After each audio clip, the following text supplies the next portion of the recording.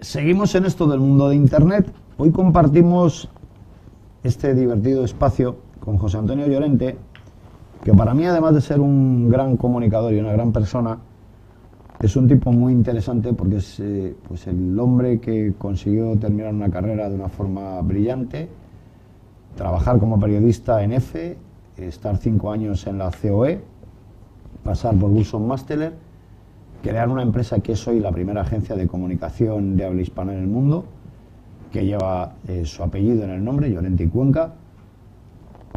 Son muchas cosas en muy poco tiempo, porque yo creo que José Antonio es un hombre muy joven. No te voy a decir buenas tardes ni buenas noches, que ya sabes que esto de Internet luego nos pillan a la hora que es. Sí. Buenos días, José Antonio. Buenos días o buenas tardes, como prefieras, ¿no? Pero, bueno, es verdad, empecé muy joven y tal vez eso explique que me ha dado tiempo a hacer muchas cosas, ¿no? Y siempre he sido una persona muy activa y si podía hacer 2 en lugar de 1, pues hacía 2, si podía 3 en lugar de 2, pues hacía 3, ¿no? Pero fíjate, nosotros cumplimos este año 20 años como Llorente y Cuenca y pueden parecer muchos, y cuando hacemos así la reflexión nos quedamos más con la letra del tango, la de que 20 años no es nada, ¿no? Es decir, realmente cumples 20 años y parece mucho, pero pasan 3 años y son 23 y 20 parece poco, ¿no? Y aspiramos a cumplir muchos, como yo. Otros 20 como poco, ¿no? Como poco, sí. Y una cosa, y esto de ser empresario moderno, porque al final te tienes que modernizar en el mundo hacia el que vamos y demás, se nace, se hace. ¿Tú crees en eso de los emprendedores o crees que realmente somos o son los empresarios? ¿Cómo llegas al empresariado? ¿Cómo te entra ese gusanillo? ¿Cómo? Bueno, yo creo que, claro, para ser empresario hay que tener unas ciertas aptitudes que tienen que estar en la genética, ¿no? Tienen que estar en tu personalidad. Pero el oficio de empresario se aprende también. De hecho, yo creo que mi paso por la COE para esa faceta fue muy importante, porque yo creo que en Burson yo aprendí a ser más directivo, pero más gestor de negocio.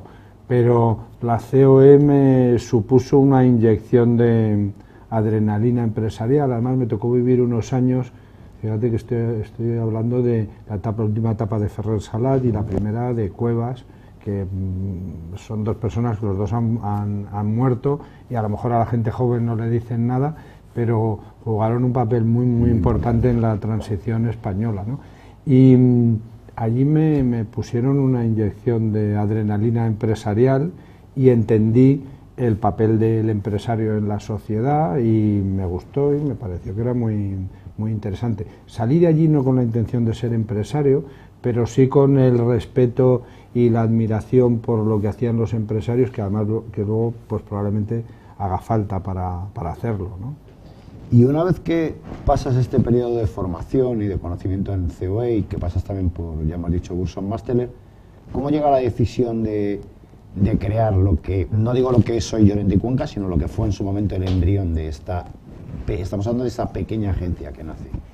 Bueno, yo creo que hay muchas razones que se suman unas a otras, y desde luego pros y contras, pero cuando Olga y yo decidimos crear una compañía a nuestro estilo, a nuestro gusto, pues vivíamos una etapa. Yo ya llevaba 10 años en Burson.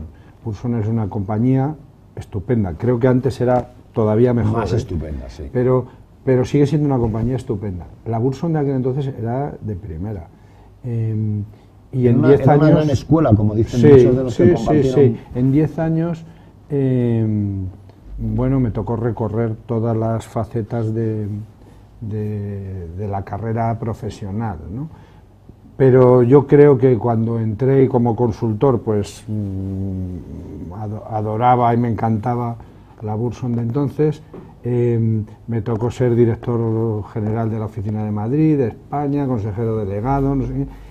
Y la última etapa, mi trabajo era una lucha constante contra la organización, para hacer lo que yo quería hacer, que era que la compañía ganara dinero, fuera mejor, más exitosa, pero las decisiones se veían siempre entorpecidas y cruzadas por otros intereses, por otros mercados, por otras estrategias, Y realmente estábamos en un punto en el que nosotros no conseguíamos hacer lo que queríamos hacer, a pesar de ser pues una de las organizaciones del entorno Burson más exitosas del mundo, ¿no?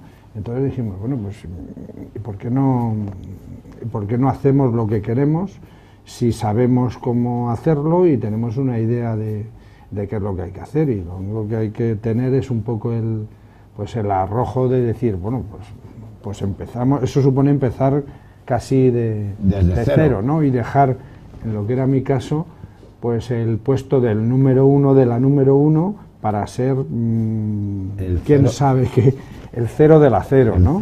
El CEO de la cero, sí. Pero con los moldes y los mimbres de lo que nosotros pensábamos que podía ser una buena organización, que en aquellos momentos yo creo que ni Olga ni yo pensábamos en que lo que estábamos creando llegaría a ser lo que es hoy. Y creo que con que hubiera sido la mitad, pues también nos habría ido muy bien, y no esperábamos un desarrollo tan rápido, tan global, y una relevancia en los mercados donde estamos que hoy tenemos. Pero sí queríamos hacer algo de lo que nosotros sentirnos orgullosos profesionalmente, ¿no? Y tal vez nuestra única preocupación era decir, bueno, estamos en la número uno, trabajando en proyectos que son profesionalmente muy retantes, no queremos dejar eso para trabajar en proyectos que sean menos relevantes. Y la verdad es que eso no pasó nunca, ¿no? O sea, los clientes con problemas serios os buscaban. Nunca perdieron de vista que nosotros podíamos ser uno de los que podrían ayudarles, ¿no? Y en el momento en el que estamos ahora, y ya mirando hacia adelante, porque ya nos queda claro que al final la creación de Llorente & Cuenca es un reto de dos personas que aman una profesión y un mercado y quieren hacerlo de otra forma.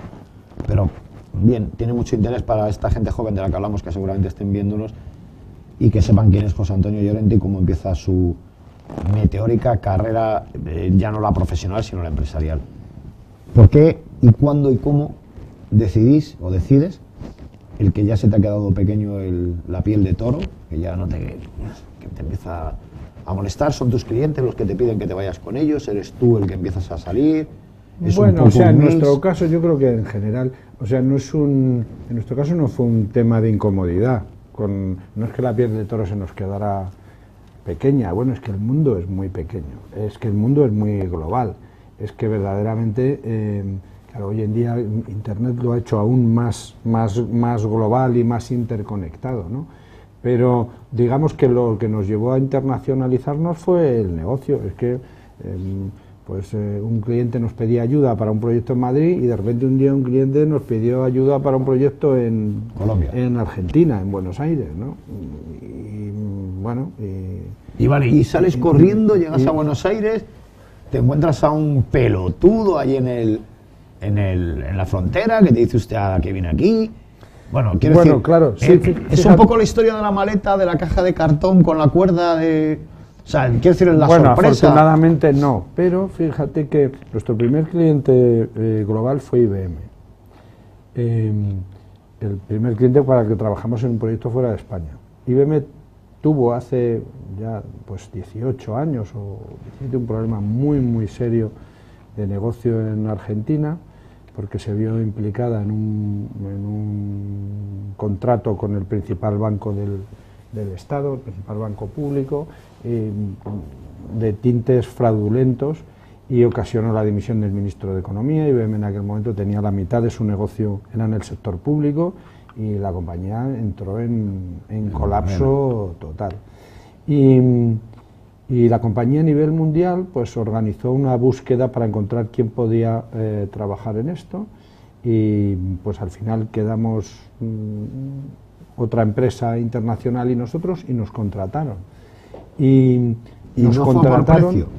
Y bueno, pues no sé si fue por precio, yo creo que no, pero nos contrataron y nosotros no habíamos pisado Argentina en nuestra vida, que dice mucho del arrojo de IBM y del nuestro también. O sea, decir, bueno, IBM dijo, bueno, pues, apuesto por vosotros. Apuesto por vosotros. O sea, Y además era una apuesta que tenía mucho sentido en lo que es el modelo nuestro, ¿no? En nuestra profesión, en nuestro trabajo, siempre se dice que es un trabajo en el que es vital el know-how, tener contactos y tal. Pero nuestro trabajo es un trabajo en el que también es muy importante el know-how, saber qué hay que hacer. Y realmente IBM nos contrató, yo creo, porque tenía claro que nosotros sabíamos qué había que hacer. Y probablemente en el contexto ese de una situación interna confusa, con falta de claridad respecto de qué pasaba, nuestro expertise de crisis, que lo teníamos ya, pues podía ser muy útil, y vieron en nosotros gente que estaba dispuesta a decir qué es lo que había que hacer, sin importarle las consecuencias y sin ser mediatizados por el entorno, ¿no? Y nosotros pues éramos profesionales más jóvenes, con mucha confianza en nosotros mismos, y bueno, gestionar situaciones de crisis complicadas era nuestro trabajo. ¿Qué importaba si era en Argentina o en Chile o en otro país? Lo sacasteis con éxito adelante. Y nos fuimos para allá y lo sacamos adelante. Hicimos un trabajo extraordinario, en unos momentos en los que la compañía estaba realmente en una situación muy, muy difícil, ¿no? Y aparte de la compensación económica que puedas obtener en una operación como la que nos acabas de contar, y aparte de la satisfacción personal, que me imagino que también será alta e importante, ¿está luego el reconocimiento por parte de esas empresas a las que de alguna forma, con ese know-how y ese know-how, ayudas y demás? Pues sí, pero o sea, en el mundo profesional está lleno de gratitud y también de ingratitud, de personas que entienden el trabajo, de personas que no. Yo creo que al final también algo muy importante que tenemos en el mundo de la consultoría es esa comunidad de intereses profesionales que se produce entre el grupo de los que trabajan allí, ¿no? Solo el reconocimiento entre nosotros es muy valioso, ¿no? Porque además es un reconocimiento de colegas, de gente que entiende de lo que haces. No siempre se acierta, no siempre se puede hacer todo lo mejor, o hay veces que parece que no aciertas y sin embargo tu contribución ha sido muy relevante y desde fuera dices, menudo lío han tenido aquí, pero estás dentro del problema y dices, pues menudo lío había aquí dentro, ¿no? Y entonces yo creo que en una firma de consultoría como nosotros buscamos, claro, el reconocimiento del cliente, del mercado, de tal, pero sabemos que el reconocimiento entre nosotros es fundamental y es vital, y hay muchas claves de lo que pasa que están solo en el espacio reducido de la intimidad donde se toman decisiones muy relevantes, ¿no?